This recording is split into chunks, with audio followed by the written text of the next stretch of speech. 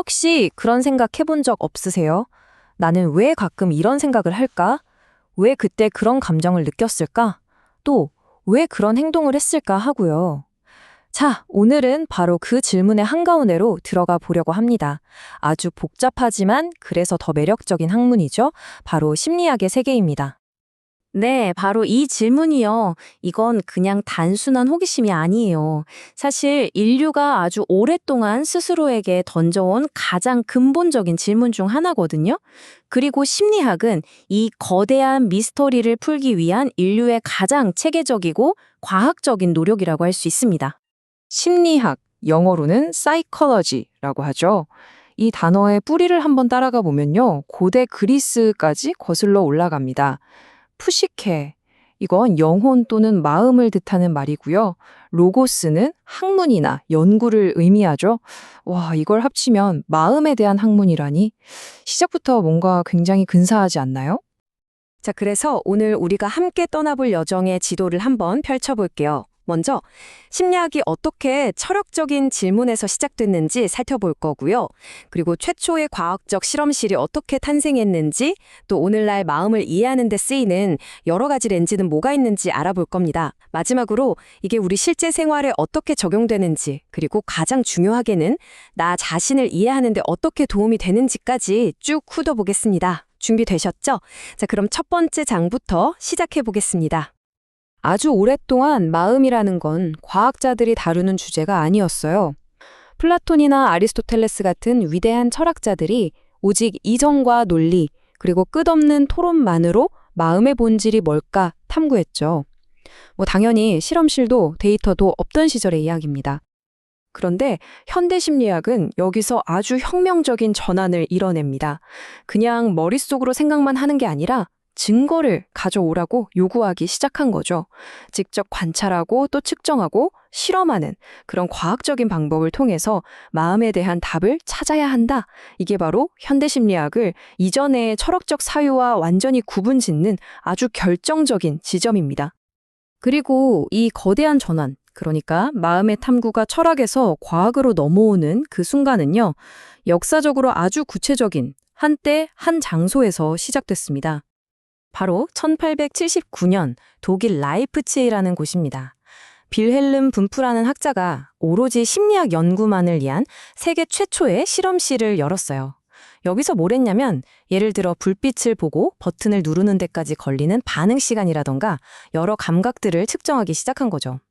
바로 이 순간 심리학이 드디어 철학의 품에서 벗어나 독립적인 과학으로 첫 발을 내딛게 된 겁니다.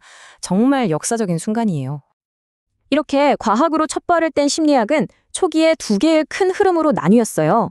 하나는 구조주의인데 이건 뭐냐면 마치 화학자가 물 분자를 수소와 산소 원자로 쪼개보듯이 우리 의식을 가장 기본적인 감각이나 감정 같은 요소들로 분해해서 그 구조를 보려고 했던 거예요. 반면에 기능주의는 좀 달랐습니다. 마음이 뭘로 만들어졌는지가 뭐가 중요해? 그래서 그 마음이 우리가 살아남는데 어떤 기능을 하는지가 중요하지? 이렇게 생각한 거죠. 즉, 마음의 목적과 쓰임새에 더 관심을 가졌다고 볼 수 있어요.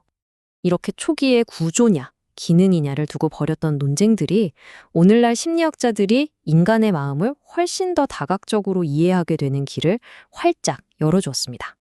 자, 여기서 진짜 중요한 포인트가 나옵니다. 현대 심리학에는요, 모든 걸 설명해주는 만능 열쇠 같은 단 하나의 정답은 없다는 거예요. 대신에 우리에게 뭘 주냐면 다양한 렌즈로 가득 찬 하나의 도구 상자를 줍니다. 각각의 렌즈는 우리 행동의 서로 다른 면을 비춰주거든요. 이 렌즈들을 함께 사용해야만 비로소 인간이라는 복잡한 존재의 전체 그림에 가까워질 수 있는 거죠. 자, 이 슬라이드가 바로 그 도구 상자 안에 들어있는 렌즈들입니다. 5가지 주요 관점인데요. 한번 볼까요? 먼저 생물학적 관점은 우리의 행동이 뇌의 신경 전달 물질이나 유전자, 호르몬 같은 몸의 작용에서 온다고 봐요. 인지적 관점은 우리가 정보를 어떻게 받아들이고 생각하고 기억하는지, 즉 머릿속 정보 처리 과정에 초점을 맞추고요. 행동주의는 좀 독특한데 눈에 보이지 않는 마음속은 보지 말고 오직 관찰 가능한 행동에만 집중합니다. 어떤 행동을 했을 때 보상을 받으면 그 행동이 늘고 처벌을 받으면 줄어든다는 거죠.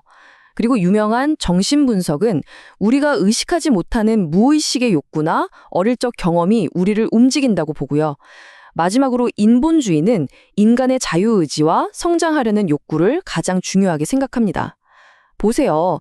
똑같은 행동 하나를 두고도 어떤 렌즈로 보느냐에 따라 설명이 완전히 달라지죠? 예를 들어서 지그문트 프로이트의 정신분석 관점은 이 빙산 비유로 정말 유명하잖아요. 한번 상상해 보세요. 거대한 빙산이 바다에 떠 있는데 사실 우리 눈에 보이는 건 수면 위로 삐죽 나온 아주 작은 부분뿐이죠. 프로이트는 우리 마음이 바로 그 빙산 같다고 본 거예요. 우리가 아는 나, 즉 의식은 저 작은 부분에 불과하고 사실 우리 행동을 좌지우지하는 거대한 힘은 저 물 밑에 잠겨 있는 무의식에 숨어 있다는 거죠. 내가 왜 그랬는지 나도 모르겠어 라고 말할 때가 많은데 바로 그 이유를 설명하려는 시도였던 셈입니다. 자, 그럼 이런 흥미로운 이론들이 그냥 책 속에만, 연구실 안에만 머물러 있을까요? 에이, 절대 아니죠. 지금부터는 이 다양한 심리학적 렌즈들이 우리 실제 세상의 문제들을 어떻게 해결하고 있는지 한번 들여다보겠습니다. 이게 그냥 교과서 속 이야기 같지만요. 사실은 우리가 살아가는 모든 순간, 모든 공간에 심리학의 원리가 깊숙이 스며들어 있다고 해도 과언이 아닙니다. 당장 비즈니스 세계만 봐도 그래요. 여러분이 TV를 보다가 혹은 인터넷을 하다가 무심코 시선을 빼앗기는 광고 있죠? 그 광고의 색깔, 문구 하나하나에 설득의 심리학이 녹아 있습니다. 또 여러분이 매일 쓰는 스마트폰 앱이 왜 이렇게 사용하기 편할까 생각해 보셨어요? 그게 바로 사용자 경험 UX 디자인인데 인간의 인지적 특성을 철저히 분석한 결과물입니다. 건강 분야는 말할 것도 없죠. 우리가 스트레스를 받을 때 어떻게 하면 효과적으로 관리할 수 있는지, 또 작심삼일로 끝나는 나쁜 습관을 버리고 어떻게 건강한 습관을 만들 수 있는지, 그 모든 기법들, 그리고 우울이나 불안 같은 마음의 어려움을 겪을 때 찾는 상담과 치료에 바로 그 근간에 심리학이 굳건히 자리하고 있습니다. 더 넓게 보면 우리 사회 전체를 위해서도 쓰입니다. 혹시 범죄 드라마 같은 데서 프로파일러 나오는 거 보셨죠? 범죄자의 심리를 분석해서 수사에 도움을 주는 것, 이것도 심리학의 한 분야고요. 또 법정에서 목격자의 증언이 얼마나 정확한지 평가하거나 우리 사회에 만연한 편견과 갈등을 줄이기 위한 정책을 만들 때도 심리학적 연구 결과는 아주 핵심적인 역할을 한답니다. 하지만 이 모든 외부 세계에 대한 적용보다도 어쩌면 가장 강력하고 중요한 심리학의 쓸모는요, 이 렌즈들을 바로 우리의 자신의 내면으로 돌려보는 것일지도 모릅니다. 네, 결국 심리학의 궁극적인 가치는 바로 여기에 있는 것 같아요.